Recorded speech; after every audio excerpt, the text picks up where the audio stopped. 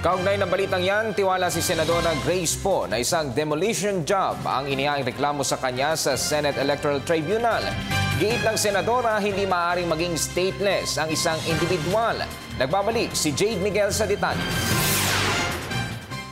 Muling dinipensahan ni Senadora Grace Poe ang kanyang citizenship laban sa bagong kasong isinampa sa kanya sa Senate Electoral Tribunal na nagpapaalis sa kanya bilang senador dahil questionable raw ang pagiging natural-born citizen ng senadora.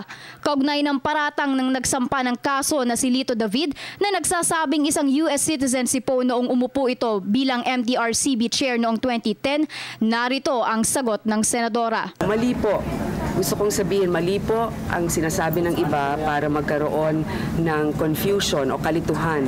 Nag-renounce ako before a public officer, kung hindi ako nagkakamali, October 20, 2010, ako po ay nag-assume o pumirma dun sa panunumpa sa MTRCB ng October 21, 2010. Bukod pa rito, may mga na nagsasabing hindi maaaring maging stateless ang isang individual. Ang UN Convention on the Rights of the Child, ang UN Convention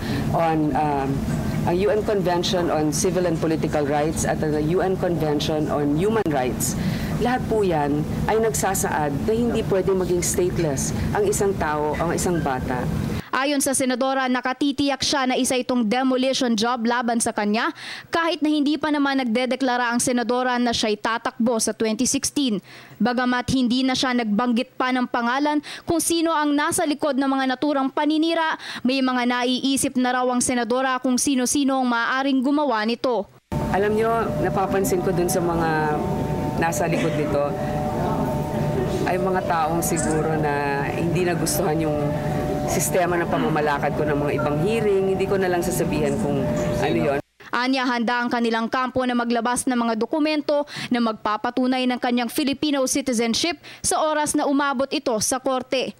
Isang distraction man ang tingin ng senadora sa mga naturang hakbang laban sa kanya, siniguro ni Poe na magiging patuloy pa rin ang kanyang trabaho.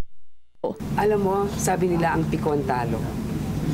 Kaya self-control, pagdarasal, suporta ng mga tapat na kaibigan at pamilya, at ang pangarap para sa bayan na dapat lahat tayo ay may pantay-pantay na oportunidad at mawala na ang bulok na sistema ng politika ang nagbibigay ng lakasan. Para sa Telebisyon ng Bayan, Jade Miguel.